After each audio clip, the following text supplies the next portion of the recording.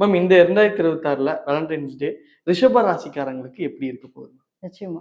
அது ஒவ்வொரு ராசிக்காரங்களும் ஒவ்வொரு விதமான ஆட்கள் நம்ம சொன்னோம். ஸோ அதுல வந்து ரிஷபம் காலச்சக்கரத்துக்கு 2ஆம் இடம்.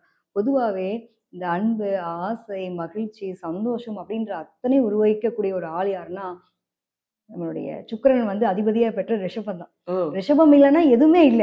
கண்டிப்பா. எல்லா சந்தோஷத்தையும் குடுக்கக்கூடிய ஒரு ஆள் யாருன்னா, நமக்கு எப்பயுமே வருமானம் வந்தா தான் நம்ம ஹேப்பியா இருப்போம். ம், ம். ஸோ 2ஆம் இடம்ன்றது வருமானத்த குறிக்கக்கூடிய ஒரு அமைப்பு.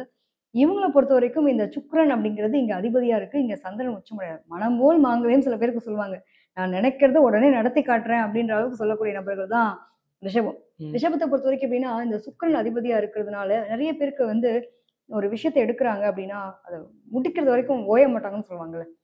ஒவ்வொரு நட்சத்திரங்கள்லாம் வேற இருக்கு. இதுல பார்த்தீங்கன்னா, சந்திரனோட நட்சத்திரம், ரோஹிணி நட்சத்திரம் இருக்கும். அதே மாரி பார்த்தீங்கன்னா, மிருகசீரிஷ நட்சத்திரம், கிருத்திகை நட்சத்திரம். அது வந்து சூரியனுடைய நட்சத்திரம்.